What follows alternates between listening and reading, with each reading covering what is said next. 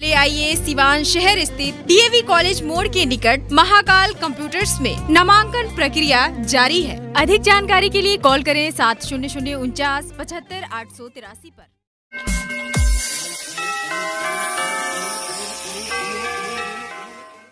देखिए, बीता वर्ष बहुत संकट का वर्ष था, चुनौती का वर्ष था और एक प्रकार से कहे तो आर्थिक प्रगति रुक सी गई थी।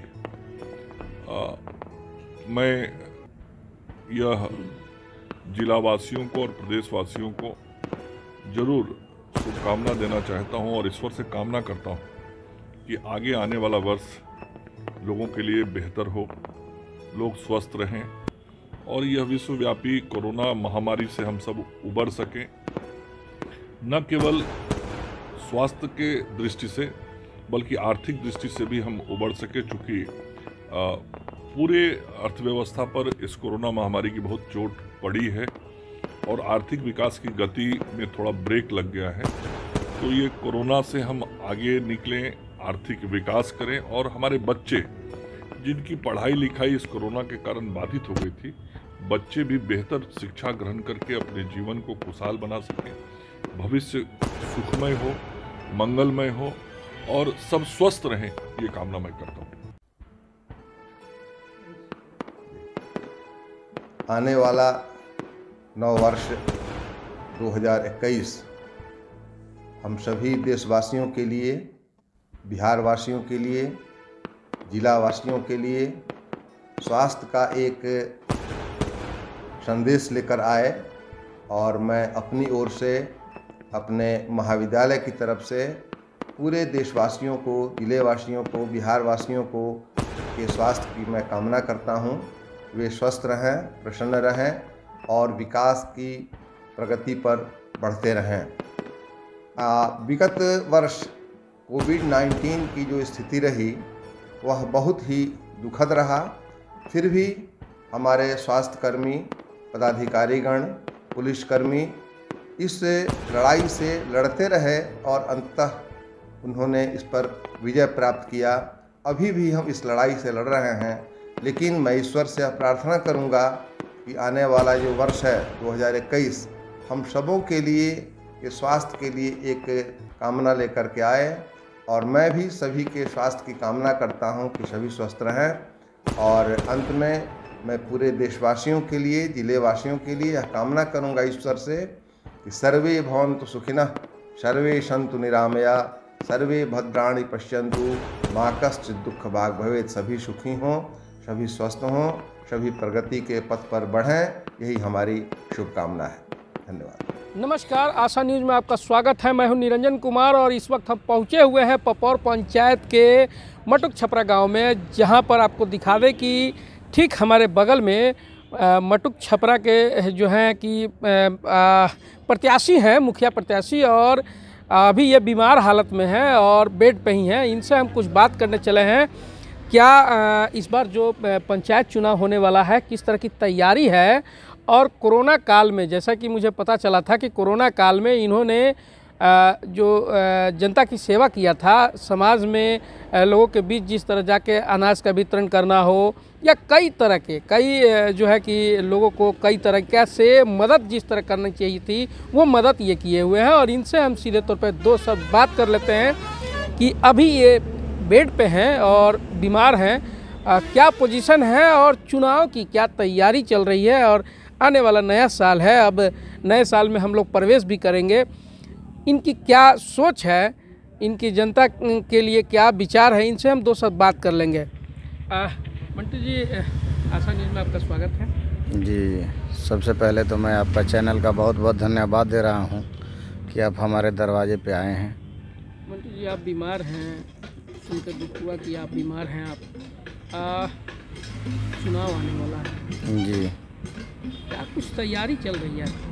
सबसे पहले तो मैं पूरे पपौर पंचायत के जनता को तहे दिल से नव वर्ष का हार्दिक शुभकामना देना चाहता हूं।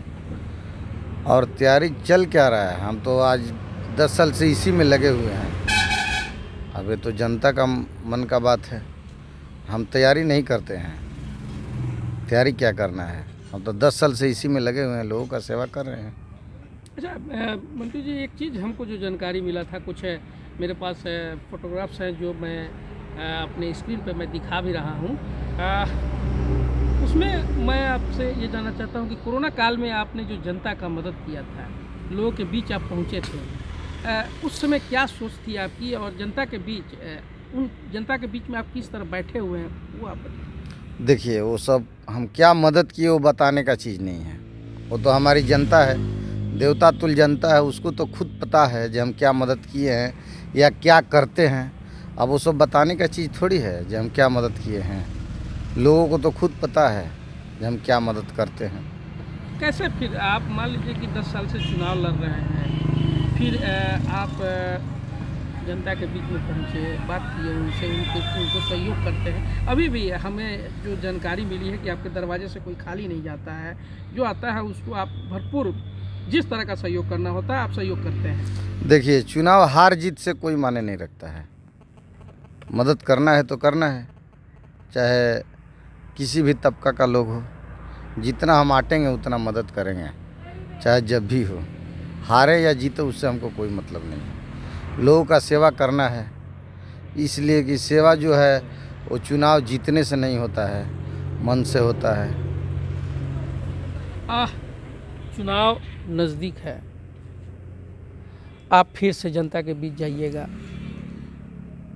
क्या मोटो क्या रहेगा आपकी, क्या सोच रहेगी जनता के बीच जब पहुंचिएगा, तो आप क्या कहेंगे, किस तरह का विकास होना चाहिए था और विकास नहीं हुआ है? क्षेत्र में आप घूम रहे हैं, आप अपने क्षेत्र को अच्छी तरीक़ा से जान रहे होंगे कि आपके क्षेत्र में किस तरह का विकास हुआ है, क्या होना चाहिए था, क्या नहीं हुआ, और किस मुद्दों को लेकर आप जनता के बीच पहुंचेंगे?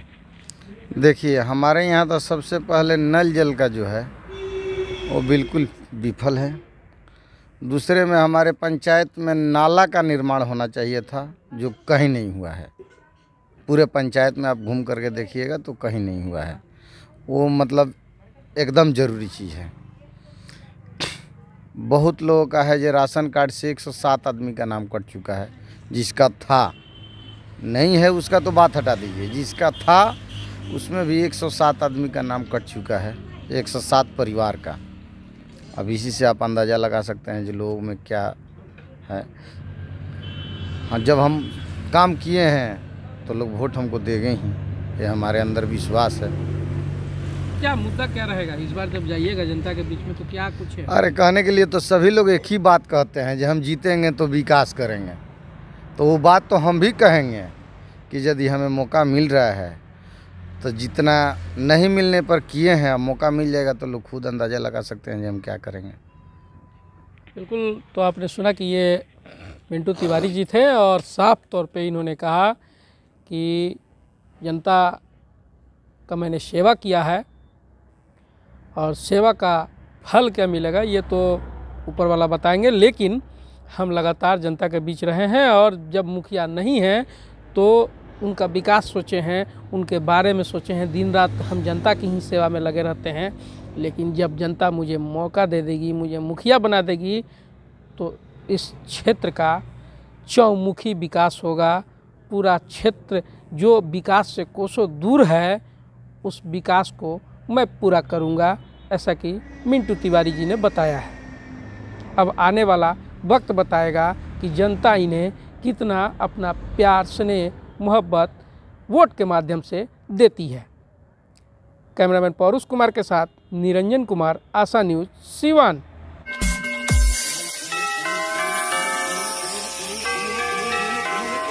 के अवसर पर सिवान के समस्त नागरिक को मेरे तरफ से हार्दिक शुभकामना, उनके उज्जवल भविष्य की कामना, उनके घर में उन्नति और प्रगति हो, सुख और आनंद हो, इसके लिए मेरे तरफ से बहुत बहुत शुभकामना।